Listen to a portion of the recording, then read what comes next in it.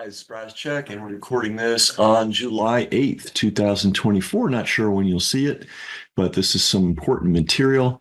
Um, you are not seeing in the news the following reality that Israel is imploding, collapsing. Uh, I guess, I don't know why they're self-destructing, but they are. They're doing a lot of harm as they go down, but they are absolutely self-destructing. The mainstream news media, of course, does not report it. But even the alternative news media doesn't report it, with some exceptions. And there's this great program called the Electronic Intifada. By the way, intifada means uprising, revolution. We had an intifada here in the United States or in America in 1776. Um, we were oppressed. We took up arms. Sometimes we use violence against the troops of the other side. That's America, guys. We had an intifada. Um, and of course, the Palestinians whose land it is and whose land was stolen from them and who've suffered unbelievable abuses with all the world's empires helping in the abuse, they're fighting back. You know, would love to see it not be necessary, but what do you do?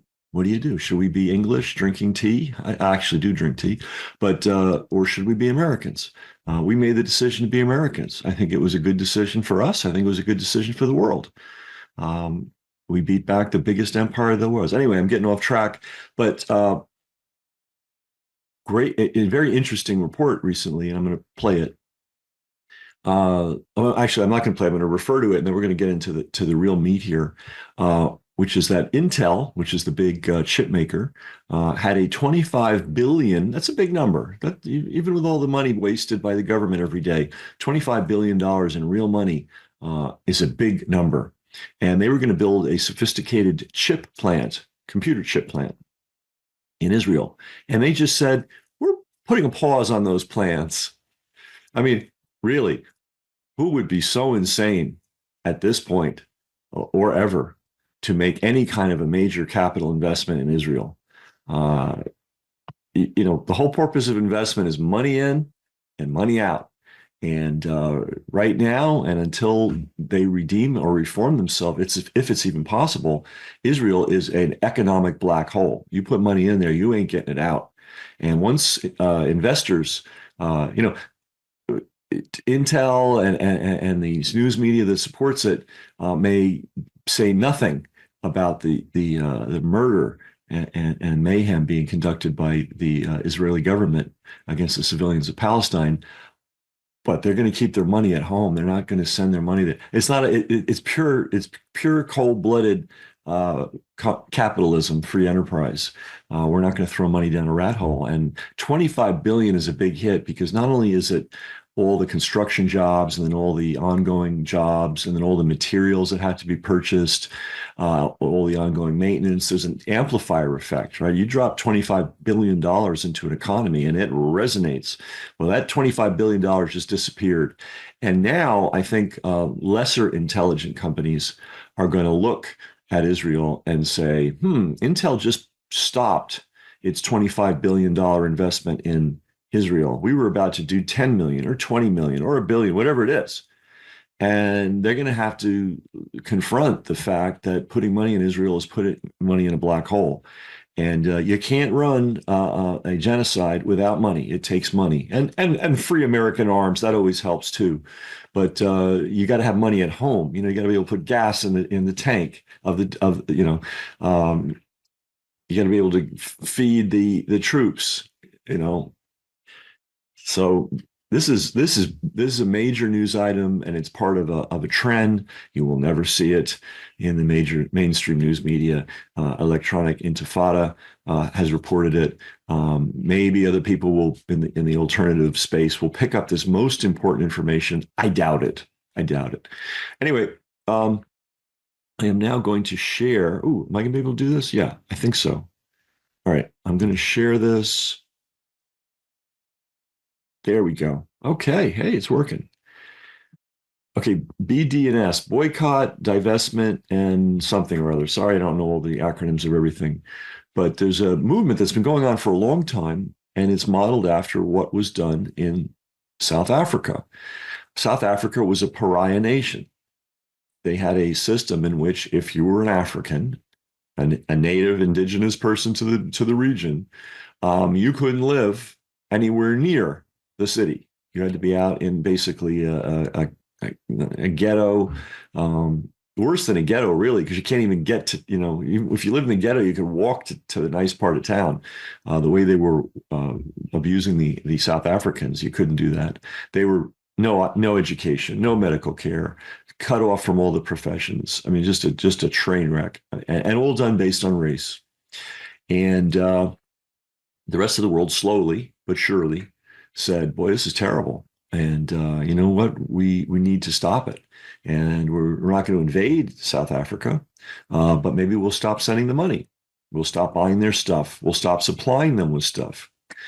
And that is what turned the tide and turned the tables in South Africa. But guess who the last two countries were to say no to the South African system? U.S. We finally dropped out, and the one that stuck and kept supplying South Africa with arms and parts and weaponry and troop and even mercenaries and training and ammunition. Good old Israel. So anyway, several years ago, people started talking about, well, why don't we boycott and push for divestment of Israel? In other words, there's all these universities, these woke universities, and these government pension plans, and they've got, I think it's trillions of dollars in the aggregate, and they all invest in Israel. What if they took their money out of Israel? That would be interesting. Anyway, this fellow here is an expert on this. And now he's going to talk about Israel, one of Israel's, I guess it's Israel's biggest cash cow, which is their export of weapons. So in other words, we take our hard-earned tax dollars and we buy weapons with it and we send it to Israel. They get it for free. And this frees Israel up to develop its own arms industry, which it then generates revenue from selling arms to various nefarious regimes around the world. Anyway, here's what this fellow has to say. Videos like this and Israel's other military failures in the last 9 months mean for Israel's military reputation and arms sales. What do you see going on with Israel's arms industry more generally? All right, let me just throw something in here. So here's how Israel works. They develop, with the massive subsidies they receive from us, they develop arms, which they then use against a civilian population, which is very, poorly armed, beat them down, and then take their products and go around the world to despotic regimes and say, hey guys, look what we got. We used it. It's battle tested. We used it on the Palestinians. It works great. Why don't you buy some? And there are a lot of countries around the world that like that pitch, and they go for it. And this is one of the things. In addition to the corrupt politicians in the United States, in addition to the corrupt news media in the United States, in addition to the fact that Israel somehow is immune from having to file foreign lobby paperwork, so we know where the money's coming from and who they're giving it to when they're corrupting our politicians. In addition to all that madness, the other prop of Israel is that they build weaponry, surveillance, torture systems, prison systems that they then export to despotic regimes. And their sales point is, we use it on the Palestinians and by God, it works. Why don't you buy some? That's what's going on. All right, let's continue. As impressive as these videos may be, I'm not sure that they are what makes a difference, because I think that there are two kinds of customers for the Israeli weapons. There are the customers which are mostly global South countries, especially authoritarian regimes, which are using Israeli weapons to oppress their own people. Okay.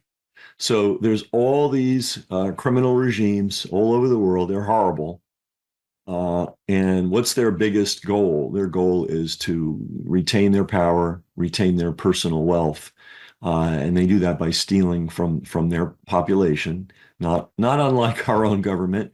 And they don't have a really slick PR firm, PR operations to bamboozle their population, and they actually beat their population so down that the populations are not fooled, and those folks rebel. And the despotic regimes need weapons and methodologies to hold them down. And where do they get them? Good old Israel. So just want to keep hitting that point so you understand Israel's role in the world, why we have tolerated Israel, why we support Israel to the bitter end.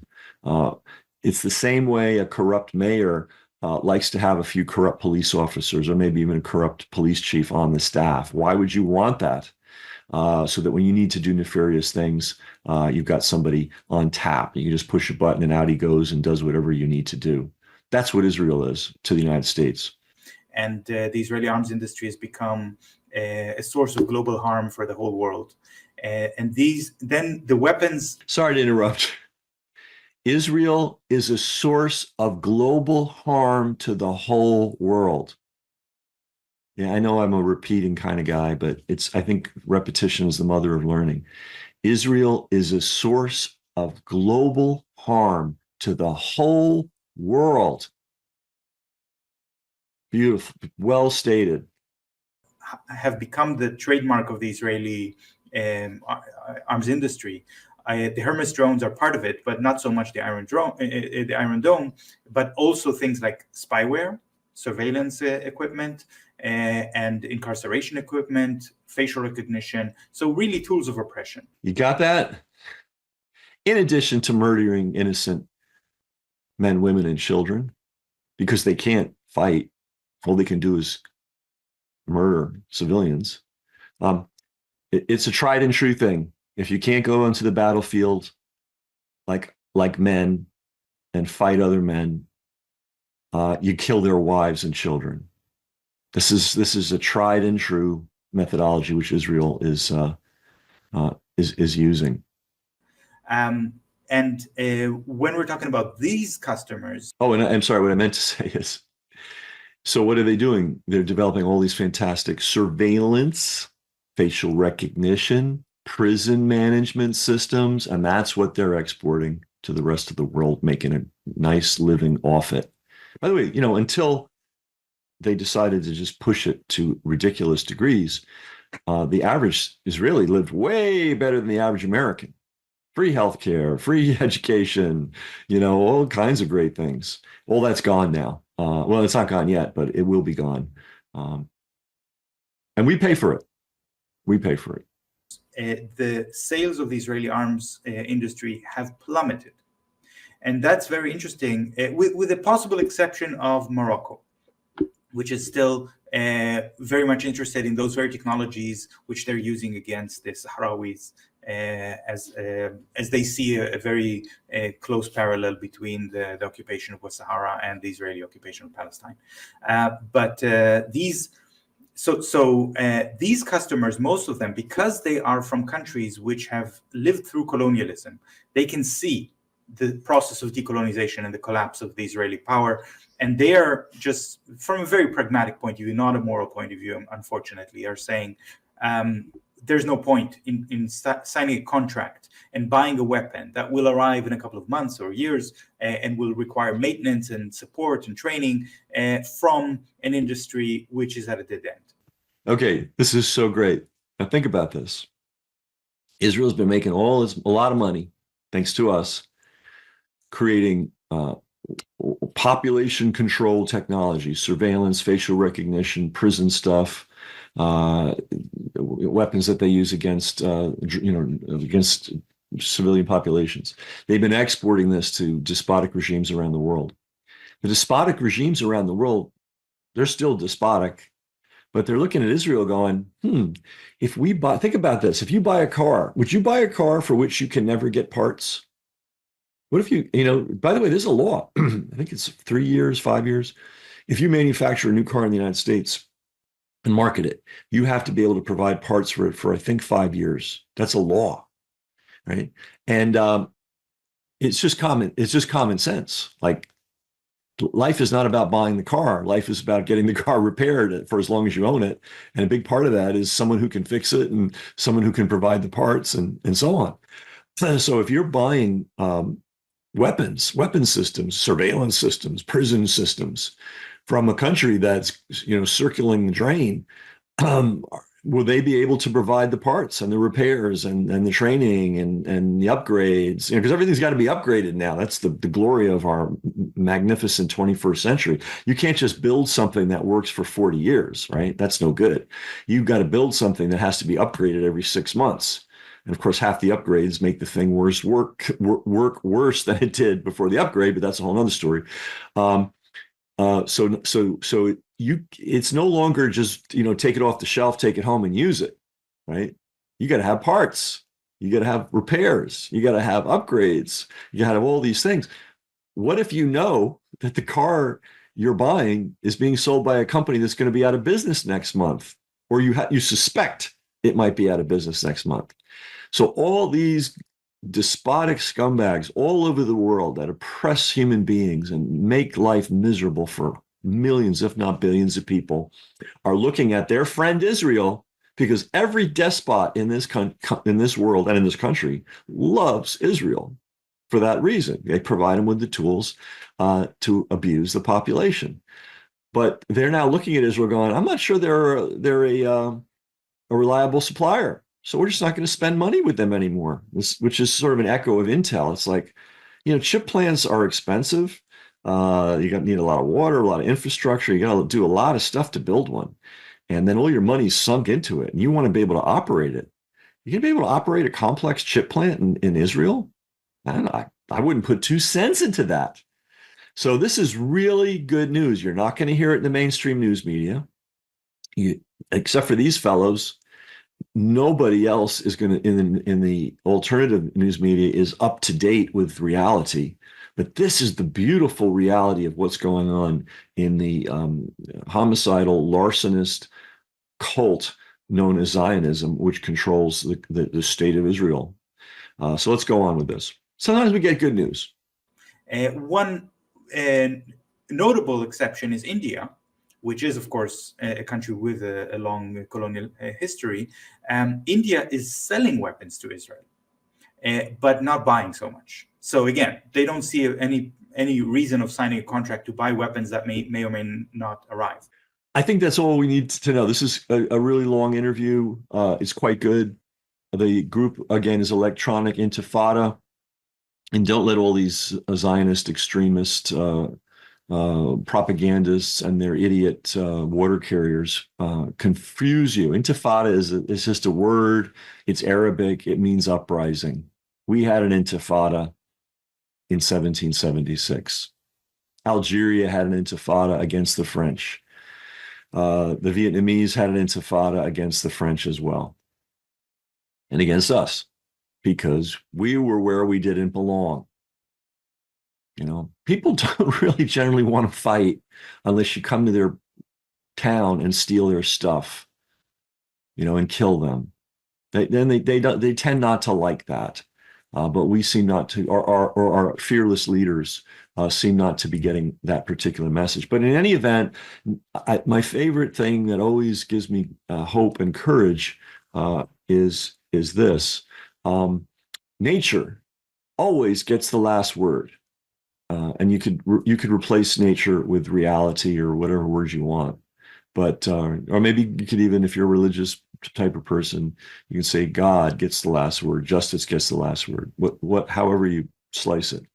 But nature always gets the last word, and Israel is now confronting the laws of nature, business nature, which is, if people don't think you're going to be around or going to be a reliable source, they're just going to take their business elsewhere, because business is deadly serious. And, Intel and all these despotic regimes around the world may not give a rat's ass about humanity, but they're not going to throw their money down a rat hole, which is what Israel has become. And again, you can't run a genocide if you don't have money. The Nazis found that out too. They ran out of money, essentially, and materials. And that and military pressure is what collapsed them.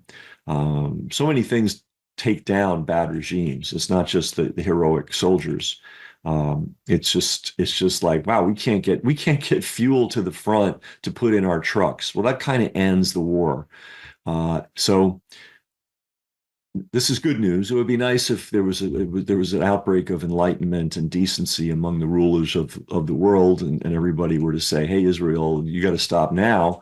But the lights are slowly but steadily and probably irrevocably going out on the larcenist, homicidal, Zionist extremist regime known as the State of Israel. So this is Brass Check. Some good news.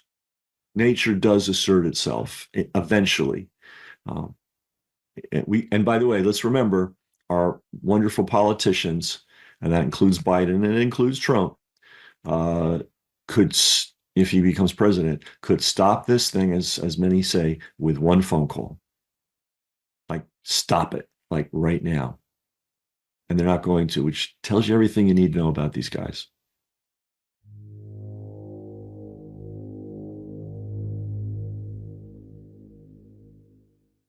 Brass Check TV, free to you, not free to us.